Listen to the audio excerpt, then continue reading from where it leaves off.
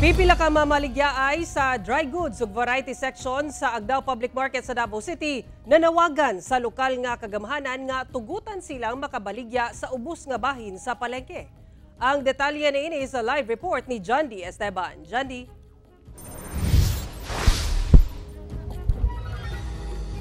Sara, nagpasibaw sa ilahang problema ang Agdao Farmers Market Vendors Association kalabot sa Kamingaw sa Agdao Public Market.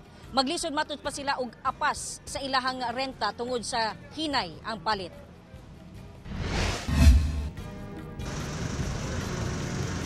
State of the art nga palengke sa Davao City ang Agdao Public Market.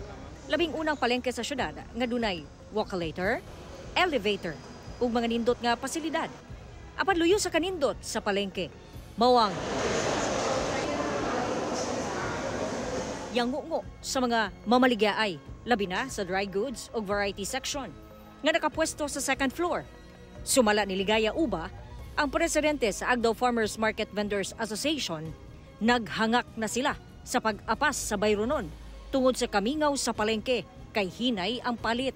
Nagi mga times na udto na lang 100 pa ilahang halin. Out of 79 vendors sa variety, murag mga 30 lang ana ang open. Out of 38 sa dry goods, 14 lang ang open. It's because kung mag-abli sila, mas maipagmubayad sila sa renta kaysa mo abli sila, mo incur pa sila sa overhead.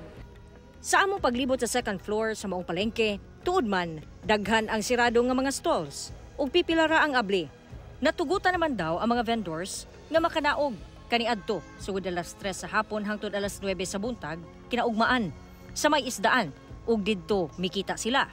Apan gipabalik na po daw sila sa taas tungod wala nay agianan ug naabli na ang walkalator nga matud pa musaka ra daw ang mga mamalit. Pero mingaw gihapon. Problema po daw nila tung mga nagabaligya sa ubos nga wa gabayad sa LGU. Duna na sila'y napadala nga sulat sa LGU. Ang ilaha lang ginatubag na maghulat sila sa market committee meeting. And mudagan pa maguna siya mga pila ka adlaw. And ang mga vendors diri gabayad everyday. Ang ilahang hangyo maong tawhanong kaluoy sa lokal nga paggamhanan.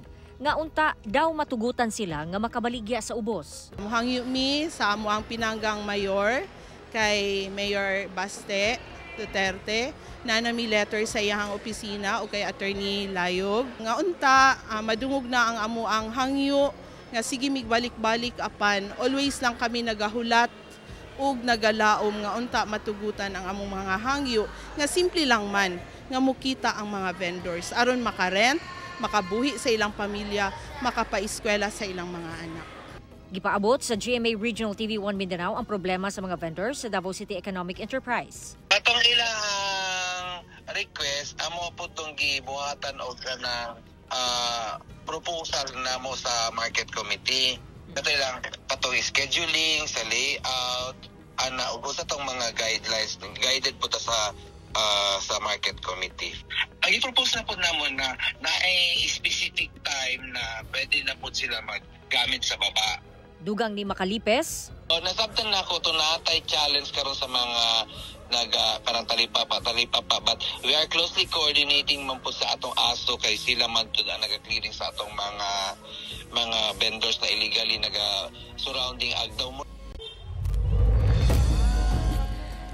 Sara, ang reklamo pod no sa mga customers, mahalan sila sa mga palaliton diya sa Agdao Public Market. Pero sumala sa mga vendors, kinahanglan nila mupatong sa ilang mga palaliton kay maglisod sila og bayad sa ilahang renta nga alang sa ilaha is mahal ra daw kaayo. Mo nang sa karon walay mahimo ang mga vendors kun dili ang sa gubangon ang matag-adlaw sa pagpanikamot nga mahalinan.